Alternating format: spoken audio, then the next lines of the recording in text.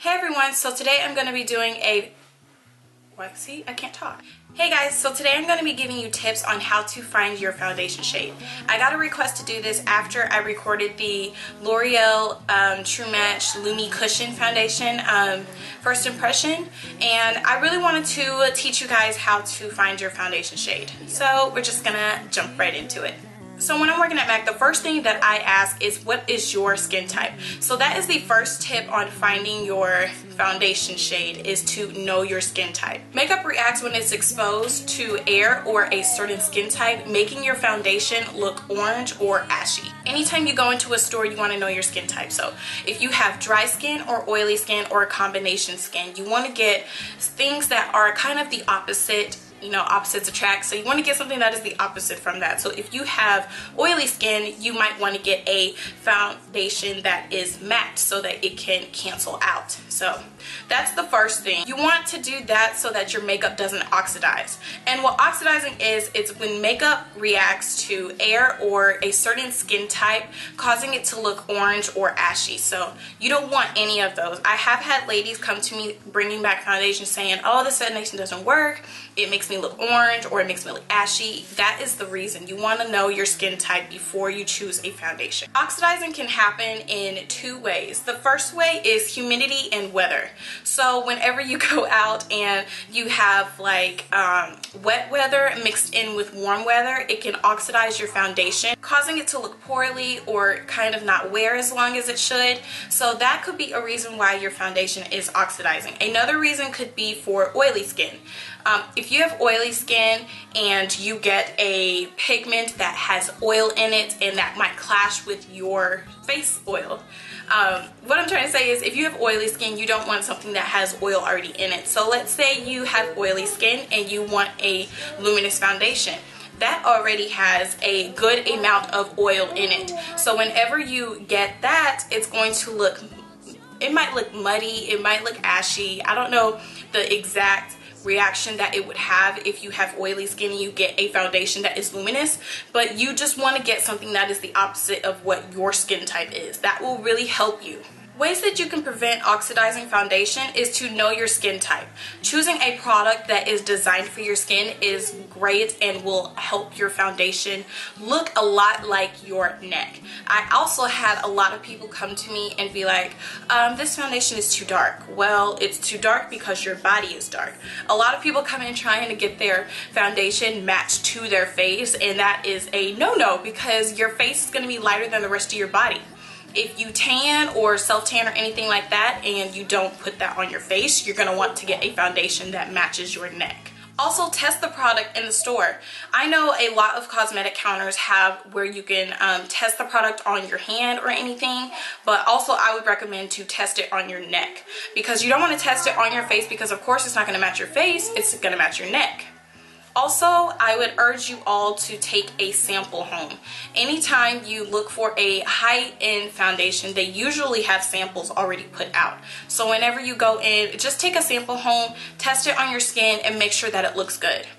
Another tip could be to test it in natural lighting. Whenever you use artificial lighting, it can look orange, it can look yellow, it's not going to match. If you use a camera that has a flash and the flashes orange or yellow or something like that, you're gonna be like, dang, this foundation doesn't match or it doesn't look good. So I would always say test it in natural lighting. So after you apply it, just walk outside or something like that and see if it matches. And that's the best way I can tell you guys to match your foundation, by testing it, taking home a sample, and doing it in natural lighting. So when you use a primer, having a silicone base to kind of act as a barrier against your skin can also help your makeup from oxidizing. Anytime you use a silicone foundation or a primer like the Maybelline Baby Skin or the Matte and Poreless primer from Makeup Forever, if you apply that, it's going to act as a barrier between your foundation and your face. And it's also going to help it apply a lot smoother.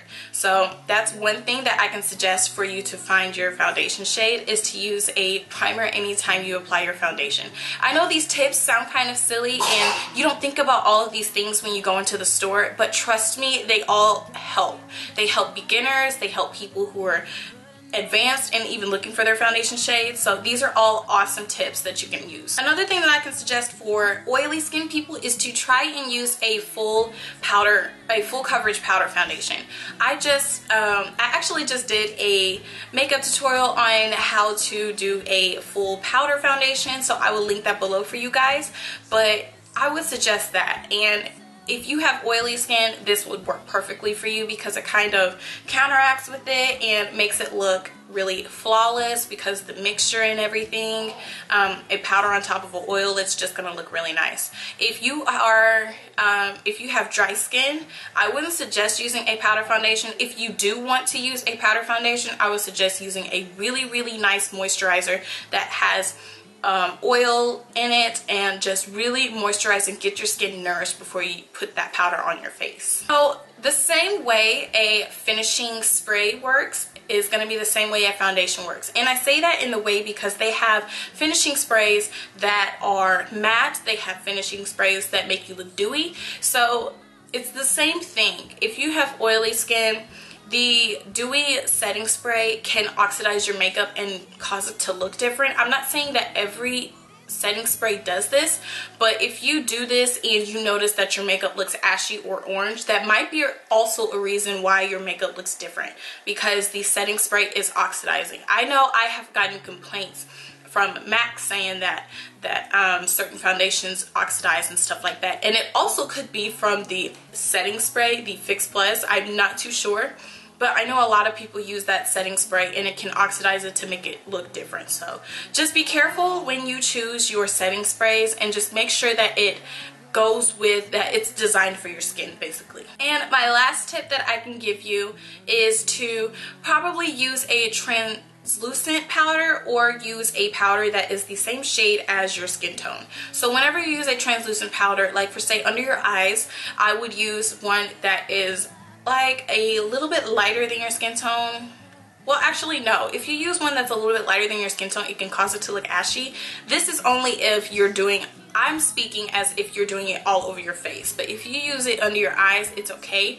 But for all over your face, you want to use something that is the same shade as your skin tone, or something that is translucent, that has absolutely no color in it, specifically for setting. And when you go into the drugstore and you try and find your foundation shade, they always have the shades listed, like they have all of the foundations set up, and then they have the shades listed in their name.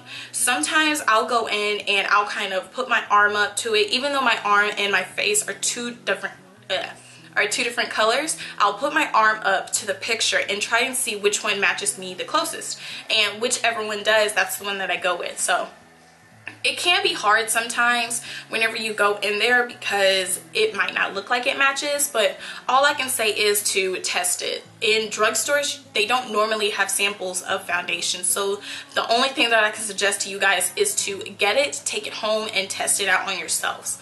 And normally they let you return it if you get the wrong shade, so I would just return it and just get your correct shade. So that is all I have for you guys today. I hope you enjoyed this tutorial, and I hope it just wasn't too in-depth for you to go out and find your foundation shade.